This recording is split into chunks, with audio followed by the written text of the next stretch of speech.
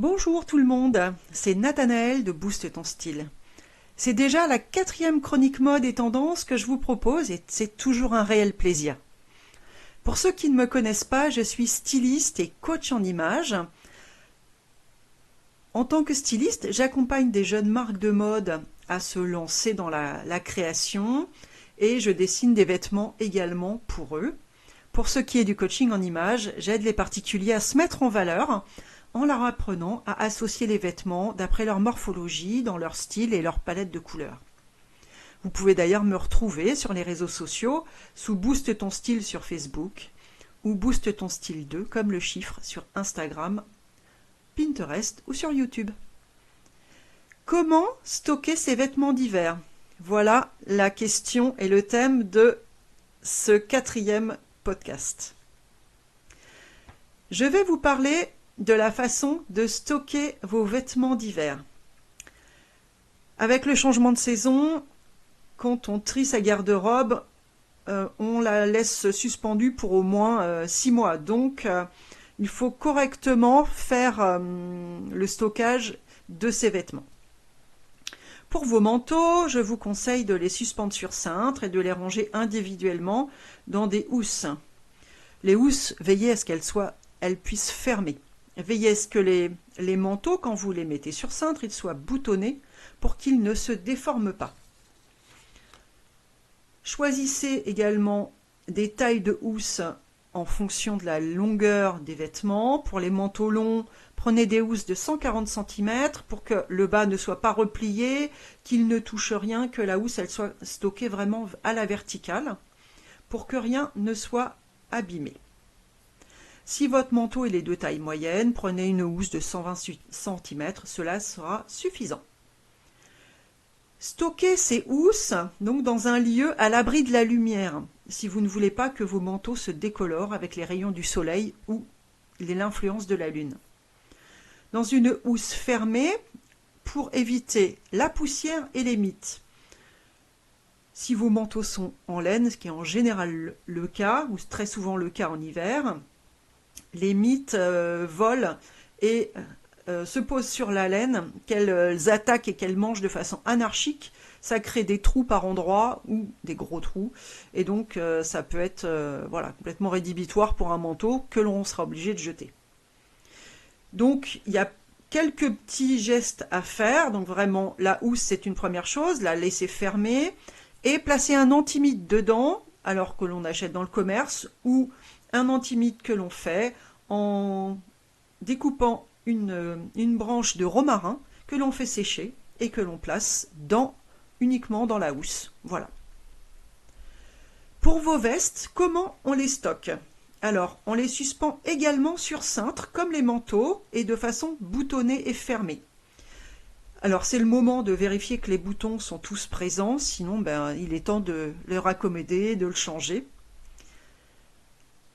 Je vous conseille également de mettre vos manteaux et vos vestes au pressing avant de les mettre dans une housse, puisqu'en général on ne peut pas les laver, donc c'est l'occasion de les ranger propres.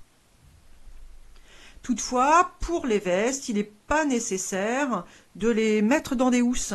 En effet, alors peut-être sauf pour les vestes en laine, sinon le seul problème pour les vestes, en fait, pour les vestes même foncées, ça va être la poussière qui va se déposer sur les épaules. Alors une petite astuce, sacrifiez un vieux torchon propre ou un tissu, découpez un rectangle qui fait à peu près la largeur de la veste, alors même un petit peu plus, il faut que ça dépasse, et sur environ 10 cm de large, faites un trou au milieu et une fois que la veste est sur cintre, placez le tissu par-dessus en mettant le cintre dans le trou et vous le placez juste sur les épaules de la veste, ainsi stockez-le comme ça et ainsi la poussière va se déposer sur ce rectangle de tissu et non pas sur la veste, et quand vous en aurez besoin au printemps, vous n'aurez pas de trait de poussière qui est pénible. Comment stocker également ces pulls, ces gilets en laine ou en maille, ou autres, ou robes en laine?